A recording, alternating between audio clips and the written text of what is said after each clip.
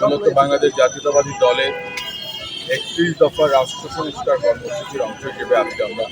Leaflet বিতরণ করছি ধানমন্ডির আপনার রাজনীতি স্কোয়ার চত্বর থেকে শুরু করে আপনার আশেপাশে মার্কেট এবং দোকানপাটে আমরা এটা বিলি করে বিতরণ করি। আমাদের দলের ভারপ্রাপ্ত চেয়ারপারসন জনাব তারেক রহমান সাহেব এবং দলের স্থায়ী কমিটি আজ থেকে প্রায় ২.৫ বছর পূর্বে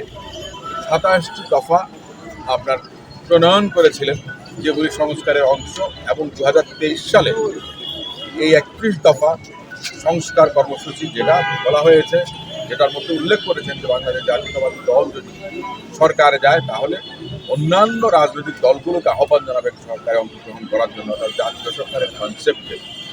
প্রধানমন্ত্রী পরপর দুবার থাকতে পারবেন, রাষ্ট্রপতি এবং প্রধানমন্ত্রীর ক্ষমতার ভারসাম্য হবে, বিভিন্ন প্রতিষ্ঠান সাংবিধানিক প্রতিষ্ঠানকে ঢেলে সাজানো হবে, আপনার স্বজনপ্রীতি, অন্যায় অনাচার দুঃশাসন সব কিছু দূর হবে এই ৩১ দফার কর্মসূচি যদি সফল করা যায়।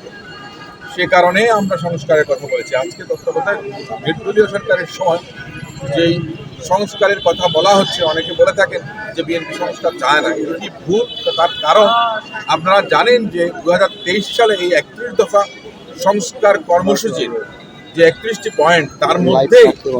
এই নির্দলীয় সরকার যে সমস্ত কথাবার্তাগুলো বলছেন বা সংস্কারের কথা বলছেন, সেগুলো কিন্তু অনেক আগেই বাংলাদেশ জাতীয়তাবাদী দল আপনার গ্রহণ করেছে এবং সেটা প্রণয়ন করার জন্য আমাদের কর্মসূচি বেশ আগে থেকে চালু আছে। অতএব আমি মনে করি যে বাংলাদেশ জাতীয়তাবাদী দল যেই কারোর থেকে